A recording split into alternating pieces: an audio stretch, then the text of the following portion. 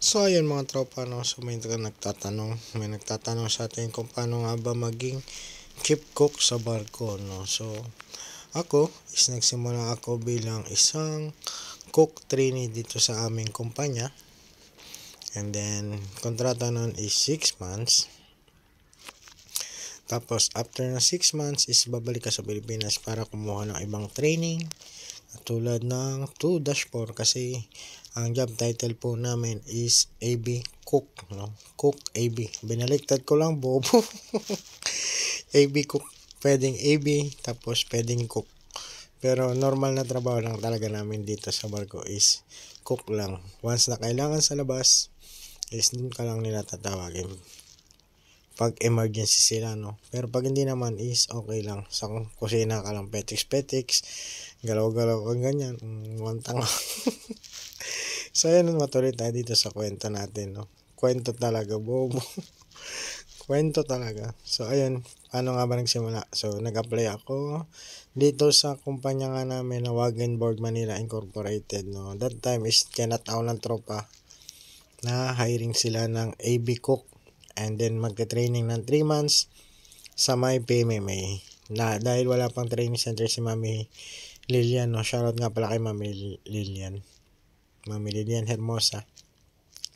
Nagpatuloy sa amin at nagkumuha ng ating mga at nagpatuloy sa amin at kumuha ng ayun nga, culinary training para sa barko. So ayun, matapos yung 3 months na training namin sa barko, is kumuha kami ng mga requirements katulad ng BT, PSCRB, SDSD, ano pa ba yung kinuha namin? SDSD, yun, tapos medical, tapos mga vaccine, yellow fever, typhoid, basta lahat ng vaccine. Ipapaano naman sa sa opisina niyo kung ano mga vaccine na kailangan mong kuhanin, no. Tapos yun, pagkatapos ng makuha na lahat ng requirements, is papasampahin ka na ng opisina nila, at depende sa iyong performance, kung maganda yung performance mo is, at kung kaya mo nagtuloy, kung kaya mo nang umakto bilang isang petiks na mayor katulad ko, is yun na, gagawin na nila yan. So ayun, napakadali lang ng procedure sa amin, no. Basic na procedure lang, no. So hindi na kami tumaan ng messman, no. Diretso cook trainee agad, tapos isang actor na cook trainee, tapos actor na agad ng mayor. So sa una is mahirap kasi mangangapa ka talaga at hindi mo alam kung paano ka magsisimula, and then hanggang matutunan mo na lang yung papetiks katulad ko. Basic na lang yung galawan.